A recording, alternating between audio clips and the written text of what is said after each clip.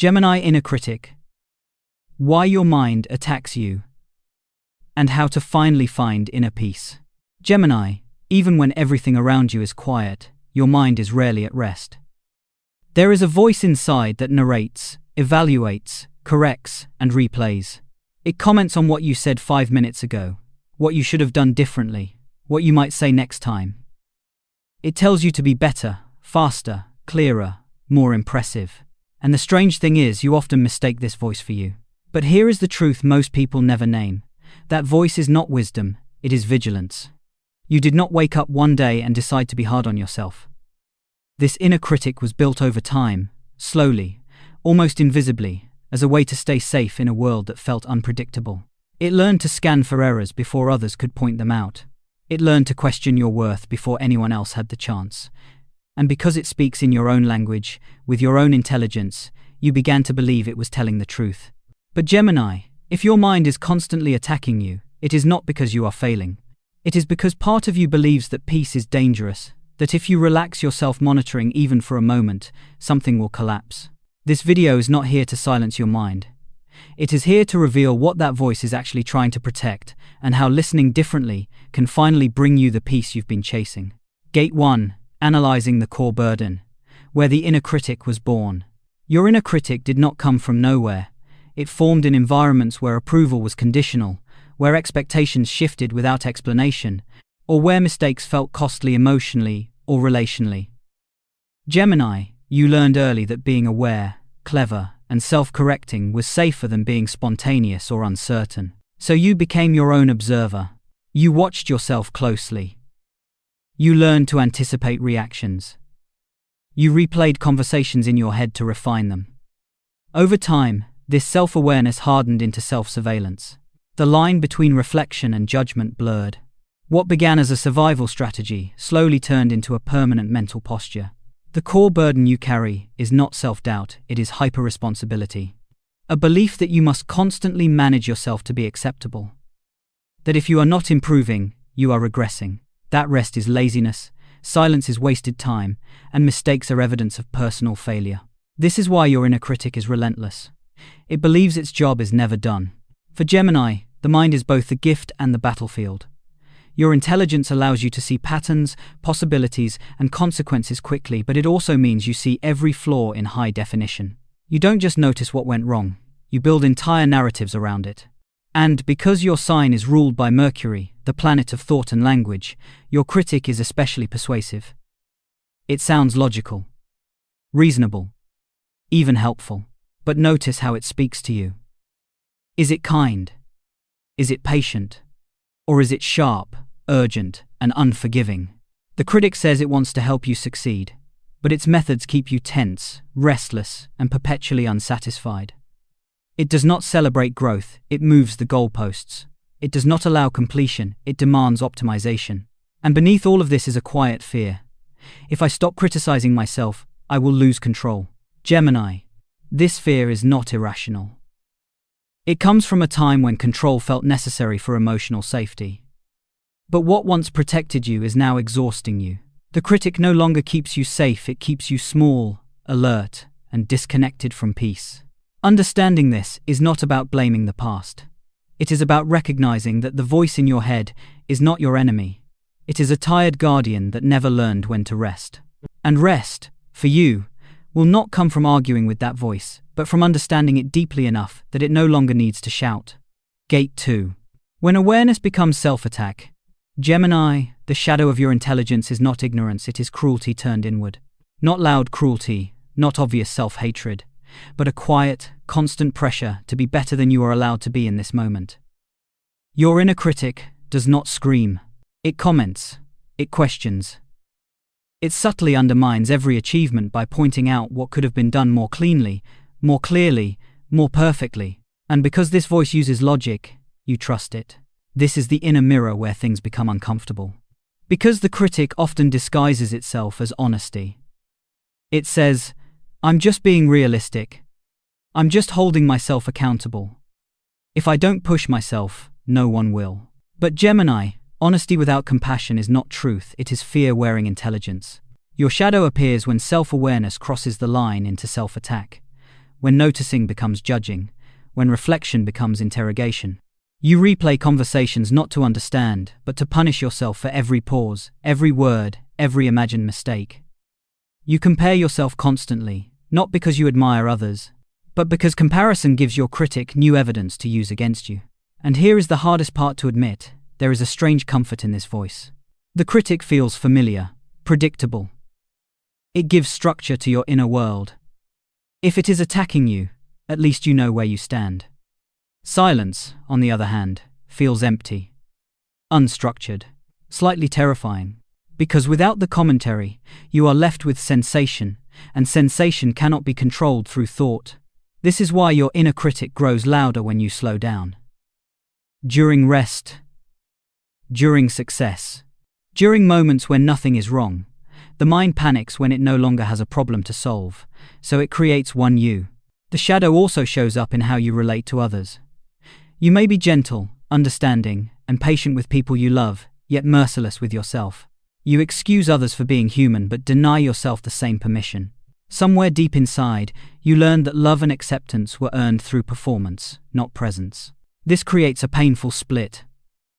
One part of you knows better. It knows you are trying. It knows you are thoughtful, capable, and self-aware. But another part does not care about context or effort. It only cares about preventing future shame. And the way it tries to do that is by preemptively shaming you now. Gemini, this is not self-discipline. It is emotional fear. The inner critic is terrified of disappointment, yours and others. It believes that if it stays harsh enough, vigilant enough, you will never be caught off guard. But what it doesn't realize is that it is recreating the very emotional environment that taught it to exist in the first place, one where acceptance was conditional and rest was unsafe. Seeing this clearly is not an intellectual exercise, it is an emotional reckoning.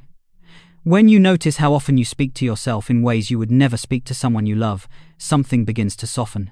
Not because you force it, but because the truth becomes undeniable. The mirror does not ask you to stop thinking. It asks you to notice how you think when you are afraid. And once you see that fear at the core of the critic, the voice begins to lose its authority. Not all at once, not dramatically, but enough to create space. And in that space, something new becomes possible. Gate 3. The alchemy of compassion. Transforming the inner critic into a guide. Gemini, the goal is not to destroy your inner critic. Trying to silence it only makes it louder. Fighting it turns it into an enemy, and enemies never rest.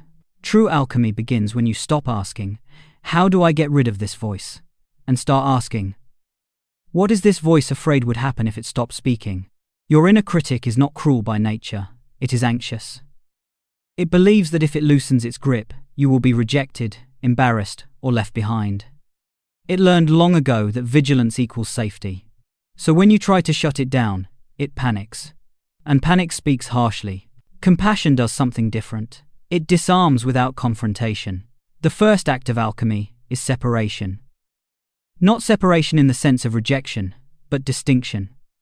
You begin to notice that a thought is occurring, rather than believing it immediately. Instead of "I am failing," there is a thought about failing is present. This may seem small, but it is revolutionary. The critic loses power the moment you stop confusing its voice with your identity. Next comes tone awareness. Gemini, your critic is less about what it says and more about how it says it. Sharp, urgent, absolute.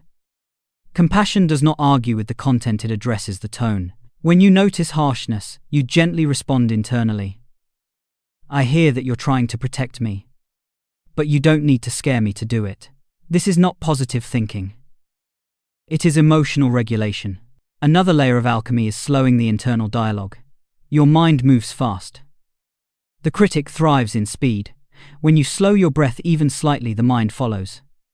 A slower breath creates a pause. A pause creates choice.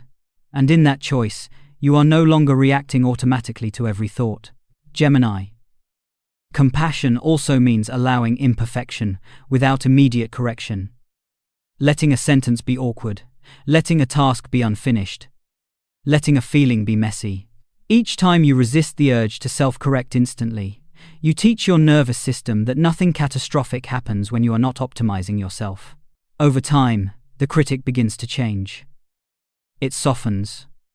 Not because it is defeated, but because it feels heard. It no longer needs to shout to be acknowledged. It becomes what it was always meant to be, a guide, not a judge. A guide offers information without attack. It says, "This could be adjusted," instead of, "You're not good enough." It respects your pace, it understands context, it knows when to step back. This transformation does not happen overnight. There will be days when the critic returns with full force. That does not mean you are failing. It means your system is tired or stressed and old patterns reach for familiar tools.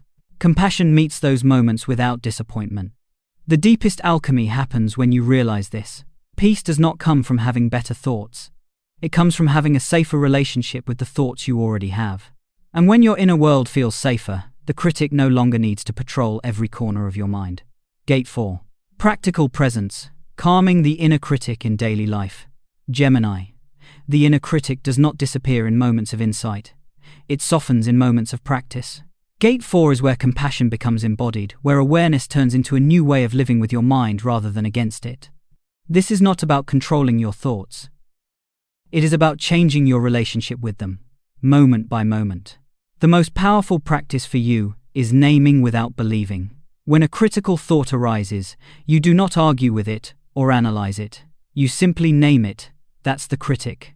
This small act creates space. The thought is no longer inside you, it is something you are observing. Observation weakens identification, and identification is what fuels suffering. Another daily practice is noticing urgency. The critic always speaks in a rush. Fix this now. Respond faster. Do better next time. When you feel urgency, treat it as a signal, not a command. Take one slow breath. Let your shoulders drop. Ask yourself silently, what happens if I don't obey this thought immediately? Most of the time, nothing collapses. Safety returns. The body learns that urgency is not truth. Language also matters deeply for Gemini. Your mind is shaped by words, so choose them with care. Replace judgmental language with descriptive language. Instead of, "I'm so bad at this," try, "This feels challenging right now." Instead of, "I messed everything up," try, "I'm noticing disappointment." This is not denial, it is accuracy without cruelty. Practical presence also means building moments of mental quiet without forcing silence. Walking without headphones. Sitting without scrolling. Letting the mind wander without steering it. At first, the critic may grow louder in these spaces. That is expected. You are removing distraction, stay anyway. The voice eventually tires when it realizes it is no longer being obeyed. In relationships, calming the inner critic means allowing yourself to be seen imperfectly. Saying something slightly awkward and not replaying it all night. Expressing a need without rehearsing it 10 times first. Letting someone misunderstand you without immediately correcting the narrative. Each of these moments retrains your system towards safety and self-trust. Gemini. Peace is not found by winning the argument inside your head. It is found by stepping out of the courtroom altogether. You do not need to justify your existence. You do not need to constantly evaluate your worth. You are allowed to be a process. Over time, these small practices create a felt sense of acceptance. The critic still speaks, but it no longer dominates. It becomes background noise rather than the main voice. And in that quieter inner space, something gentle emerges, self-trust. That trust is not loud, it does not argue, it simply rests. Resting beyond judgment. Gemini, the inner critic, may never disappear completely, and that is not a failure. It is a sign that your mind learned early how to protect you in a world that felt uncertain. But protection does not need to sound like punishment, and peace does not require perfection.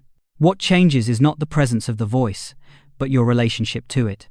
When you stop believing that every critical thought is a command, something inside you relaxes. You begin to feel the difference between guidance and fear, between awareness and attack. And in that difference, there is space to breathe. Self-acceptance is not something you earn after becoming better.